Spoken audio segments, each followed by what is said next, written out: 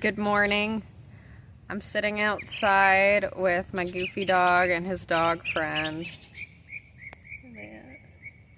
And I'm making this video mostly for my friend Jasmine. I'm not dressed up or anything, but it's gonna be books that I recommend and a little bit about each one. So this is my book list. I was gonna give my friend my counseling books, my old school books from counseling, before I moved, but I was looking at them and I thought these really are not that accessible, and to be honest, I only read about 10% of all those books I had, even while I was in that program, because there's just no way any rational person can get through all of that dense text. So what I did is I compiled a list of books that actually are very accessible, very informative, very engaging, and basically books that are overall going to be a good fun read. These are all on a psychological kind of concept though. Alright, the first one is The Boy Who Was Raised as a Dog by Dr. Bruce Perry. You gotta start with this. The Boy Who Was Raised as a Dog. Bruce Perry is a leading expert in child psychiatry.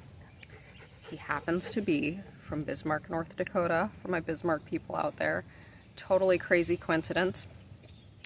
The book tells you a lot about how trauma affects the brain. I think I said he's a psychiatrist. He's also, like, I think you would say a neurologist or a neuroscientist. Like, there's a lot of brain science that goes into psychiatry. And in his specialty, he just, like, he really breaks down the neuroscience of it. So it's all about how trauma and that, you know, human emotional experience, the story, how it affects the body, the biology. And he does a great job of, like, articulating both. So the way he does it is each chapter is a different story from his clinical practice, whole different kid, city, situation, and each story sort of tells a different psychological component or experience, a different way it affects the brain. Wonder if I should give an example. The one, okay, here's the one I'll give. One chapter. He talks about how everything is learned. So this mother has a baby, and the baby has failure to thrive syndrome, and they can't figure it out. They run all these tests. By the time she's 4 years old, she's like half the weight she's supposed to be. And doctors can't figure it out, and finally it comes to be just a lack of touch. Like, humans literally need touch to survive. And the story isn't actually about the baby. It's not about the trauma she experienced, because he then goes into the mother and what she experienced and what she learned, and how she was a good mom. She fed the kids, she brought her to school, she brushed her hair, like, you know, made sure she was nicely dressed and all this stuff. But she just never grew up in a house where she learned to touch. Like, that's a learned thing. It's not automatic. And so it wasn't intentional or anything. She was doing the best she could. She didn't learn to touch this baby. And this is what happened. So then the mom had to go through this relearning experience. She was put in a really, like, loving, kind of nurturing foster home type of environment, and that all got remedied. But he goes through different stuff on dissociation. Yeah, I don't remember everything else. But I love how clear and concise it is, and how each chapter is a different story. And he does a great job painting the picture of the narrative. Like, it's a very engaging, captivating story, but then he really breaks down the science in a way that anybody can understand. So that's The Boy Who Was Raised as a Dog. Next is a book called Unchained Memories. This one is a little bit older. I don't remember the year, but it's by Lenore, Terr. It's got an image of someone lying on a train track while a train is coming. This work took place, I believe, in the 90s, when the concept of, like, repressed memories coming to the surface was a brand new idea, and it was making an impact in court cases because things were starting to come to court, and legally it was a really important concept because like evidence that had previously been not accessed was coming to light and was like being an impetus for opening new investigations and pressing new charges and finding new evidence. These memories were like pushing people to search more deeply into things. And so it became this big thing academically, trying to research and figure out if that was possible, how that was possible, but then legally in terms of all those cases and, you know, the abuse cases and stuff. And then even just socially, it was in the papers, like, is it possible to recover new memories, you know, headline. So it was this very talked about, kind of controversial, exciting thing. Ultimately, yes, it is possible for memories to come to the surface years later, and that's what this book details. It's sort of like the last book I was talking about in that each chapter is a separate story. So it's a totally different person from a different part of the country, and it tells their story of how these memories came up. So that also keeps it fun, it keeps it fast-paced. You know, it doesn't slow you down at all because it's all these different stories and they're all really, really diverse. So it's a fun read, but what Lenore does is talks about the context, the history, all the things that I was talking to you about, but also how is this possible? When is this possible? What are some of the caveats? Because there are limitations to it. It's not just, you know, oh yeah, memories, any type of memory can come up whenever. We should consider all of this. There are kind of limitations. So it gives all of that. It's very informative. I'll call that one good. The next one I have is Attachments. Attachments by Tim Clinton and Gary Sibcy. This book has a yellow cover on it with a man and a woman holding a child's hand while walking on the beach. Attachments. It's a very, very good book for any type of relationships. So the basic premise is that in psychology, we all have some blend of these 4 attachment styles. There's attached, securely attached, so secure, I guess, sorry, secure, and then there's avoidant, anxious, and disorganized, but basically all you need to know is they're secure, and there's 3 types of insecure attachments. And we all tend to fall into one more than the others. We're kind of a blend.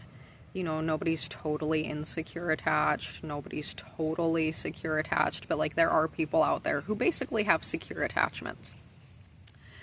And the book will tell you in detail what each attachment style looks like, but the reason this is so important, like so vital, is because you learn this attachment style at a very, very young age, for sure within the first 2 years of life, but possibly even the first 6 months of life is what I've been told by some of my professors.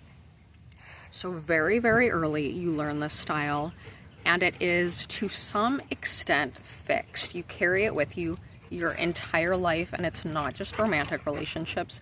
This attachment style is the style that you relate to all people in your life. Your parents, your children, your siblings, your friends, your coworkers, your lovers, like everybody. So this attachment style is extremely important for you, and this is going to give you a lot of insight into the patterns that you keep seeing repeated in your relationships over and over and over. And though, however, each relationship is kind of different. Like your relationship with your lovers is going to look different than your relationship with your kids. So the book breaks down what exactly does this attachment look like in this relationship? What does this attachment style look like in that relationship? It gives examples. It's wonderful. It's very relatable because you see the example and you're like, oh, now that makes more sense. Versus if you just intellectually explain it.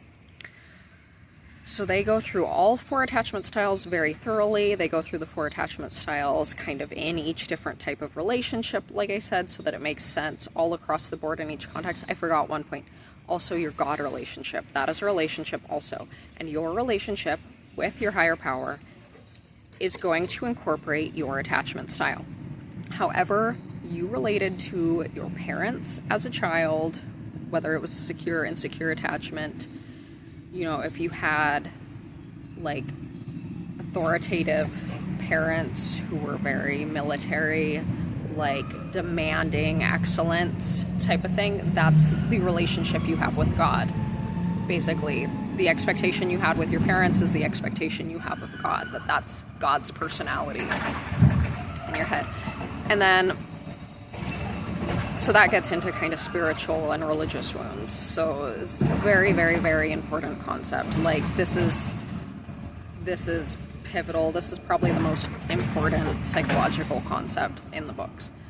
Attachment style. So important. And one more point is, I said it is more or less fixed. It's not a hard and fast rule. There's some fluidity with it. It's fixed in the sense that if you don't do anything intentionally with it, it's going to stay the same. It doesn't really change on its own. But there are ways to like intentionally get in that process and heal relationships and heal your relationship style. So there actually is a lot of hope for this component. It's a very hopeful area. Next.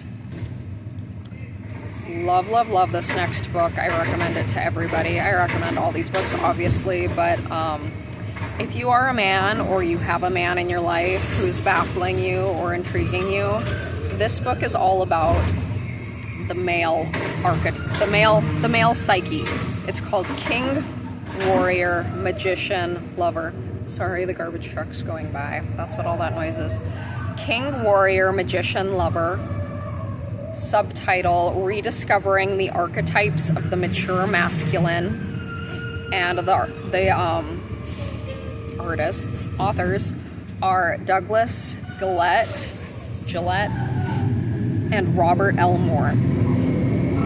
And this style of writing is if you get more into the world of archetypes, that Jungian type of idea that we have like universal structures that each person falls into, which I'm very much kind of lined up with that.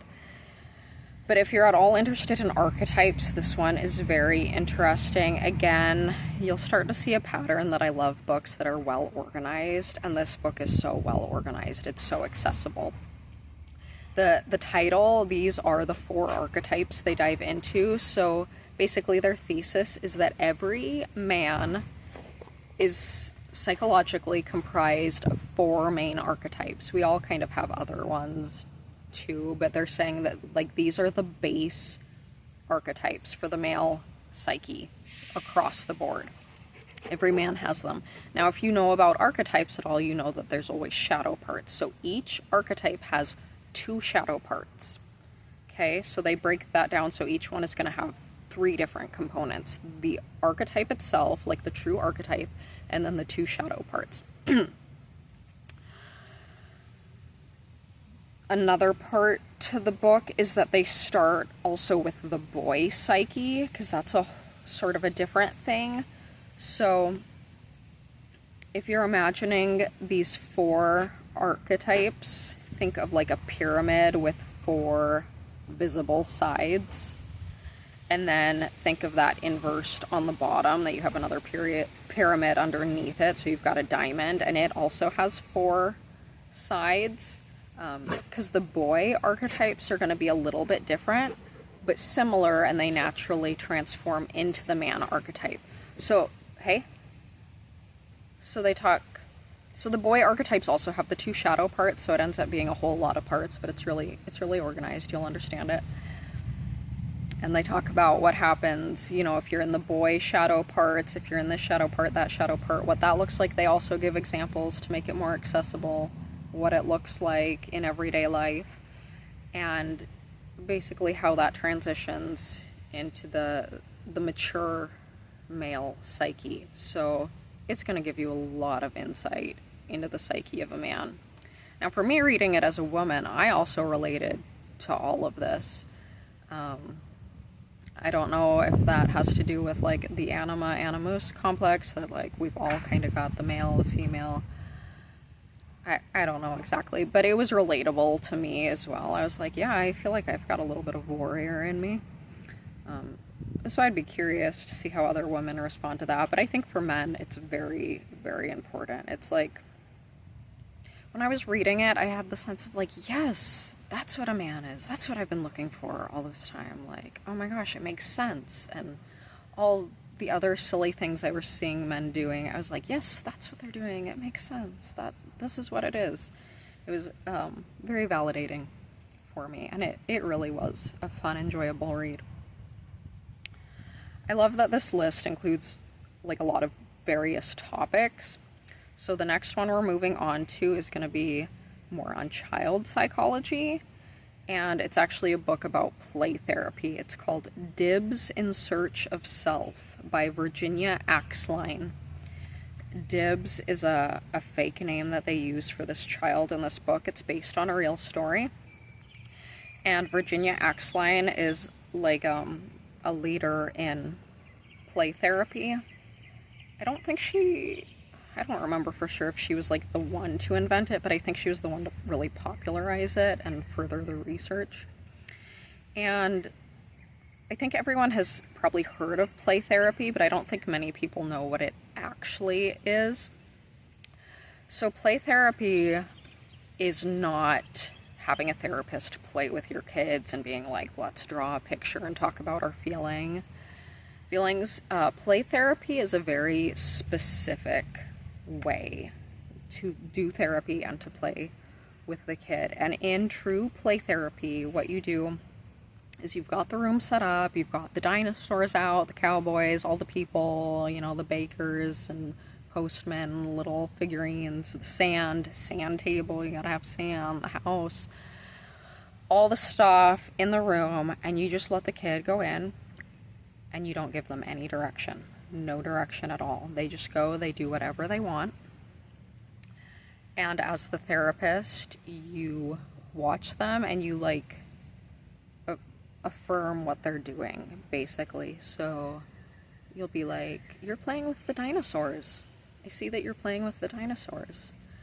You basically repeat back everything they do, and you say it in a particular way. So you're making the yellow dinosaur jump. You made the yellow dinosaur jump over the red dinosaur now. And you're always saying you made, to give a sense of agency. So then there's never any like, oh no, don't drown the fireman in the pond. You shouldn't do that. Like, you never do that. You just let them go. You're like, oh, you're making that fireman go underwater. You know, just reflect it back to them. There's never any type of condemnation or anything like that. There's no right or wrong play therapy. I mean, unless they actually are about to start the room on fire or something, you really don't intervene. And what happens in this story, the boy that's brought in, his parents have concerns about him. He's not talking. They like think he's dumb. And it gets into the whole family system too, how the parents were an important part of that process, and just like some of the behind the scenes stuff of why all this was taking place. But basically it shows as this kid goes through this play therapy process, and it goes through all these different sessions that he has, how he gains a sense of agency and competency, and he starts talking, and then at the end becomes like school valedictorian and all this stuff.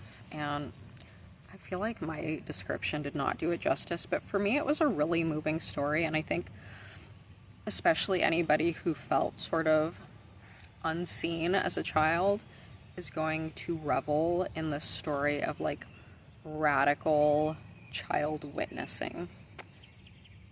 That's what I find really validating in that. So if that sounds up your alley, it's a really good read. I have one left.